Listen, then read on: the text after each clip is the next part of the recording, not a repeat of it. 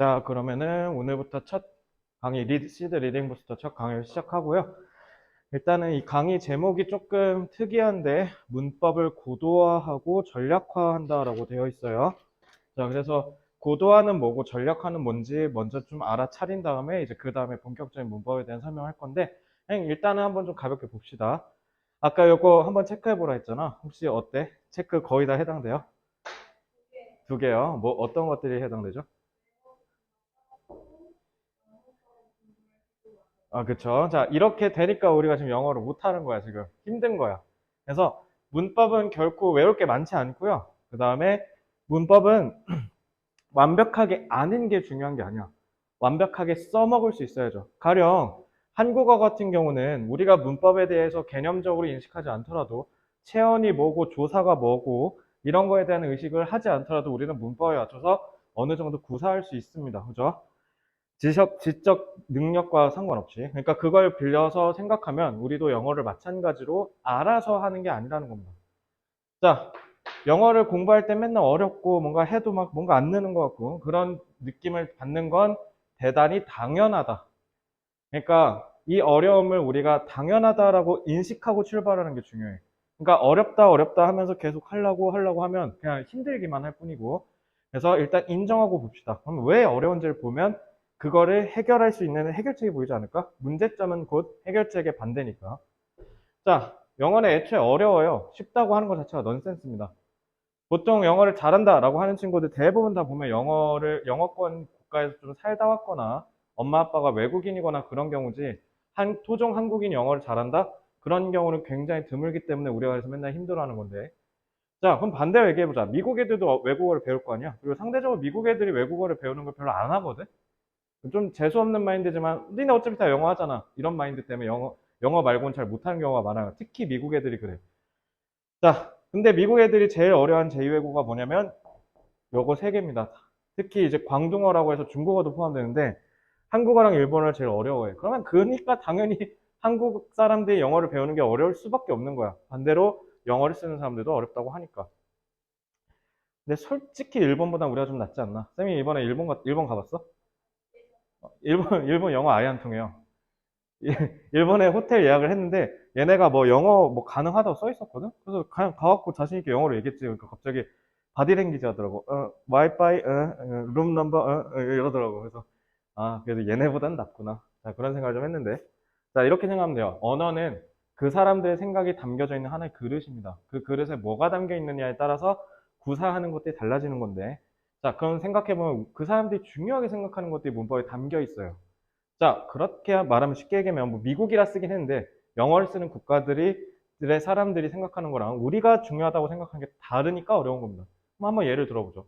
한국어 문법에서 중요한 것 중에 하나가 뭘까요? 우리 국문법에서 배웁니다. 한 머리 잘 굴려봐. 한국어에 있는데 영어에 없는 게 뭘까? 한국어에 있는데 영어에 없어요. 힌트는 문장에서 배워요, 우리 이거. 문장. 물론 조사도 없긴 하죠. 자, 우리 한번 이렇게 얘기해 봅시다. 너가 쌤, 저 분필 좀 줘봐 이러면 우리나라 난리 납니다. 그죠? 자, 우리나라 국문법에는 주체 높임, 객체 높임, 상대 높임이 있어요. 높임법이라서 문법에서 배우죠. 우리는 문법으로 맞춰야 합니다. 윗사람에게 얘기할 때가 어떻게 해야 되는지 높임을 해야 된다. 근데 영어에는 높임법이 없죠. 높이는 표현은 있지. Sir, ma'am 이런 식으로 높이는 표현은 있어요. 근데 우리나라처럼 문법 자체로 상대방을 높이기 위해서 뭔가 동사를 변형시킨다던가 이런 짓은 하진 않습니다. 우리는 근데 하죠. 자, 그래서 유교권에 묶였던 아시아 국가들은 높임 표현이 다 있습니다. 중국도 마찬가지, 일본도 마찬가지. 내 기억이 맞다면 내가 베트남 한번 갔다 온 적이 있거든? 베트남 걔네도 있었던 걸로 기억하는 것 같은데 이건 정확히 하진 않지만 어쨌든 유교권 애들은 다 그래요. 그래서 민족의 문화와 생각을 이해해야 되기 때문에 내가 그래서 영어의 역사를 파트 1에다 넣은 겁니다. 영어를 우리가 깊게 이해하려면 이 사람들이 무슨 생각을 갖고 있는지를 알고 공부해야 된다는 거죠. 근데 너무 그걸 깊게 배우면 우리는 지금 대학교가 아니잖아요. 우리는 지금 시험 보는 교육기관이기 때문에 짧게만 정리를 해줄게. 자, 우리가 문법을 배우다가 빡치는 순간 제일 빡치는 게 관사, 완료, 조동사, 접속사, 전치사, 관계사, 가정법, 도치구문, 그리고 뭐 분사구문 같은 거. 다 왜 어렵냐면 한국어에 없어요. 한국어에 있어도 다르게 쓰거나 아예 없는 개념. 진짜 아예 없는 개념은 가정법, 관사, 요 두 개는 아예 없어요. 그래서 제 두 개가 제일 어렵습니다.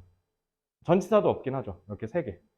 자, 근데 이 세 개를 모르잖아? 너가 이제 내 문법 체화 수업을 들으면 알겠지만 이 세 개를 못 해갖고 그래서 문제가 생겨. 저 세 개가 제일 중요한데 한국 영문법 교육에선 저걸 그냥 쓱 하고 지나가. 관사 얘들아 잘 봐라. 부정관사, 정관사 어쩌고저쩌고 하고 그냥 넘어가죠. 뭐 악기 앞에는 붙여야 돼. 뭐 스포츠 앞에는 붙이면 안 돼. 뭐 그런 거 몇 개 주저리 떠들어. 그러니까 니네가 맨날 그런 거야. 배웠는데 까먹었대. 그렇게 배우니까 까먹지 당연히. 그렇게 하시면 안 돼요. 자, 그래서 없거나 다르게 쓰이기 때문에 왜 없거나 다른지를 지금 배우는 거야. 자, 영어 원어민들의 생각을 따라가 보면요. 우리는 옛날부터 대대손손 농사를 중요하게 생각했던 민족이야.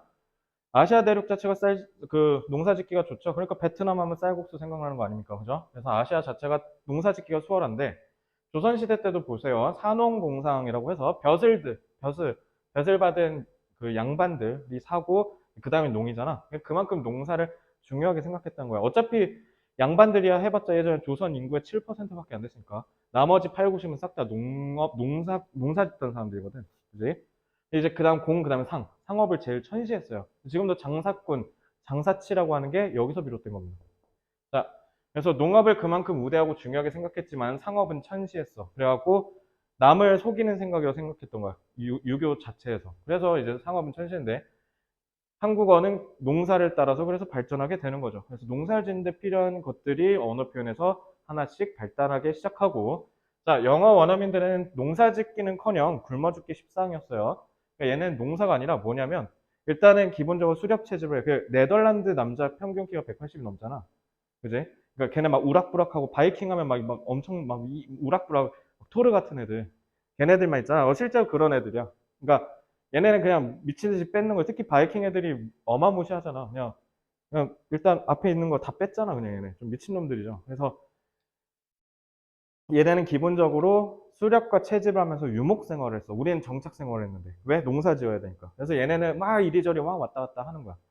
그래서 그거를 팔기 시작한 거죠. 그지? 그러니까 얘네들은 상업이 중심이고, 그래서 이동이 중심이야. 우리는 정착이 중심이고. 애초에 그러니까 세상을 바라본 게 다르지 않을까? 얘네는 매번 세상이 바뀌어. 우리는 세상이 똑같죠. 왜? 한 곳에 오래 있으니까. 그러다 보니까 당연히 언어가 다를 수밖에 없어요. 세상을 바라보는 눈 자체가 다르니까. 그래서 영어는 한국어랑 다르게 상업을 기반으로 발전했다고 생각하시면 돼요. 그래서 장사하기 편하게 발전했다고 생각하시면 되고. 자, 그걸 단적으로 보여줄게. 영작해봐. 자, 어려운 거 물어보지 않아요. 저는 절대 수업 때. 그냥 영작 간단하게 해보시면 돼요. 뭘까요, 이거? 그렇지. I will go to Seoul tomorrow. 이렇게 하시면 돼요. 이러니까 영어가 개판 나는 거야. 우리는 서술어가 맨 뒤에 가는데 쟤네는 주어 다음에 오고. 이것 때문에 니네가 맨날 영어 망하는 거야. 그리고 지금 보시면 우리는 시간이 먼저 나는데 얘는 장소가 먼저 나오죠. 그러니까 어순이 달라요. 그러니까 우리가 맨날 다 억지로 외운 거야.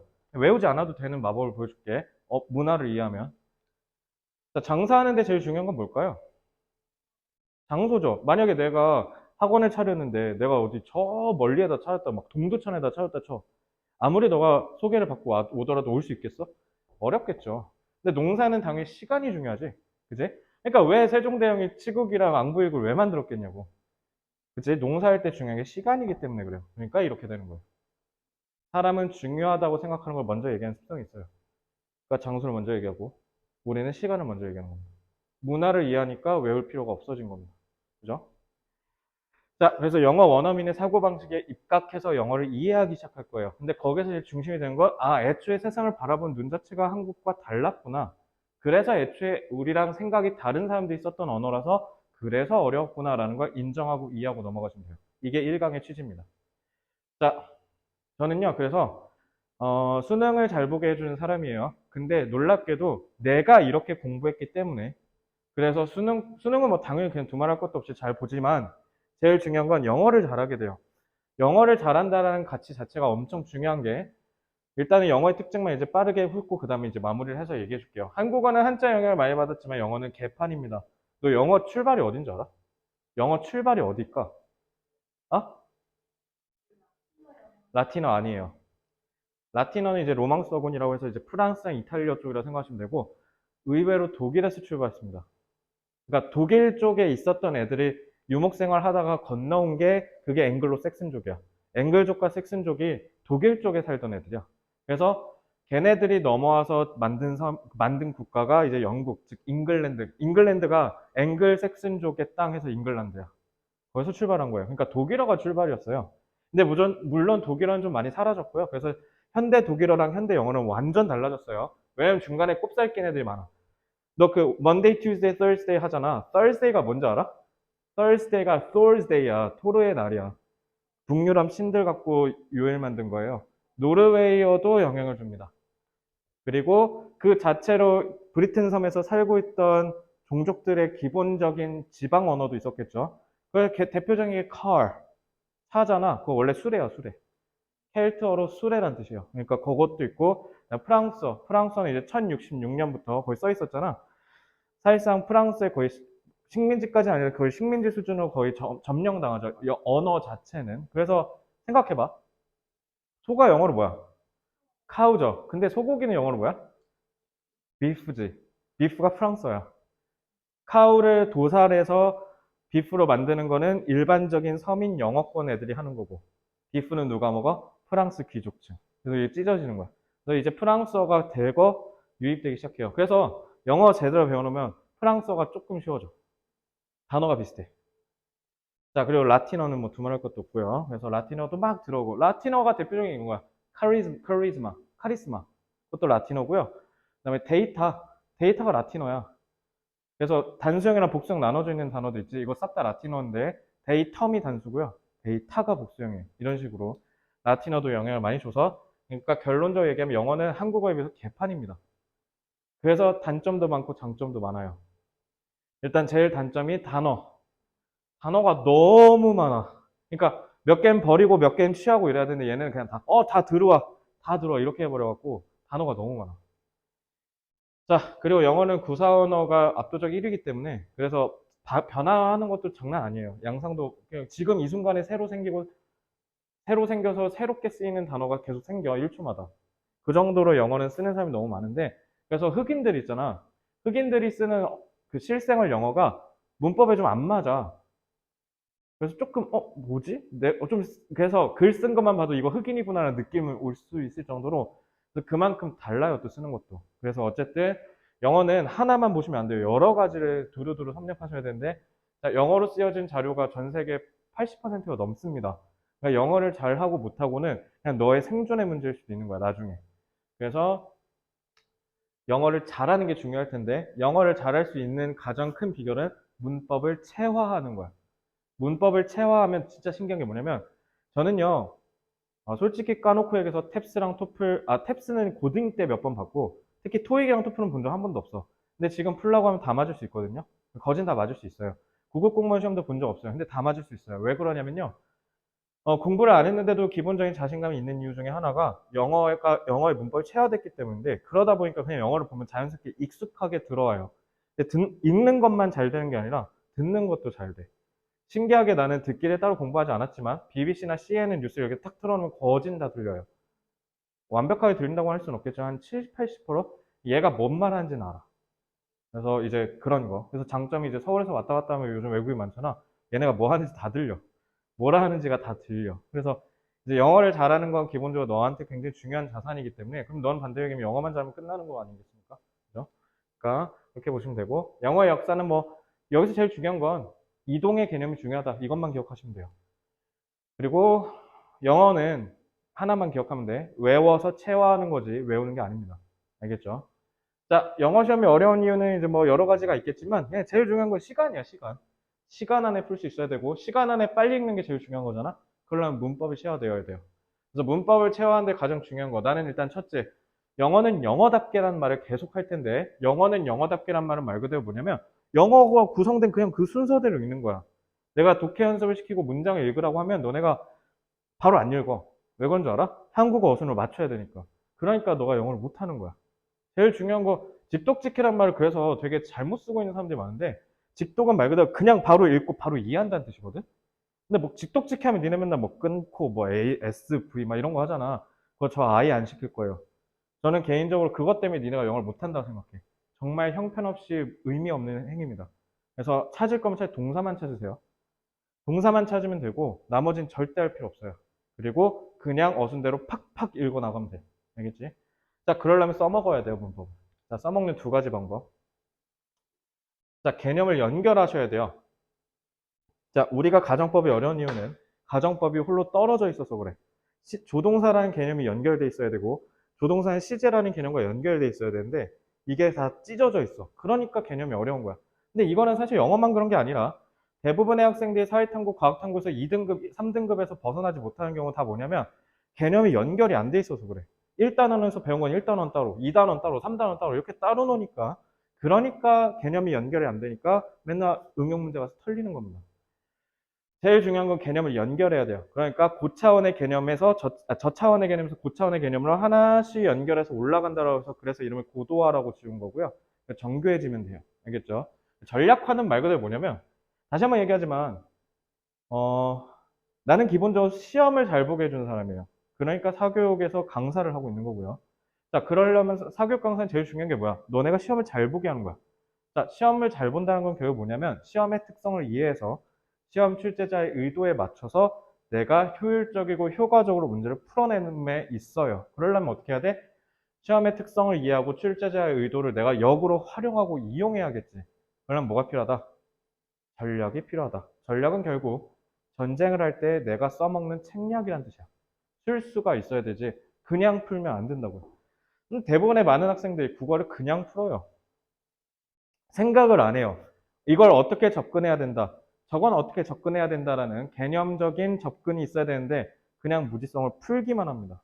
이게 그냥 단적으로 제일 많이 드러나는 게 화작이랑 독서죠. 그러니까 맨날 점수가 날뛰게 하는 겁니다. 그죠? 자, 그거를 플랫하게 만드는 게 제일 중요해요. 자, 그래서 그거 하려면 전략화를 해야 된다. 시험에 써먹을 수 없으면 쓰레기입니다. 알겠죠? 자, 그러려면 무엇보다 제일 중요한 게 효율적으로 공부하자. 적은 인풋을 넣어서 많은 아웃풋을 내는 게 누가 그렇게 하냐의 싸움이에요. 이거. 수능은. 자, 그래서 적은 노력으로 최대 성적을 만들어낸다를 꼭 명심하세요. 이게 공부 잘하는 방법이에요. 알겠죠? 그걸 이제 우리가 부스터에서 할 거다.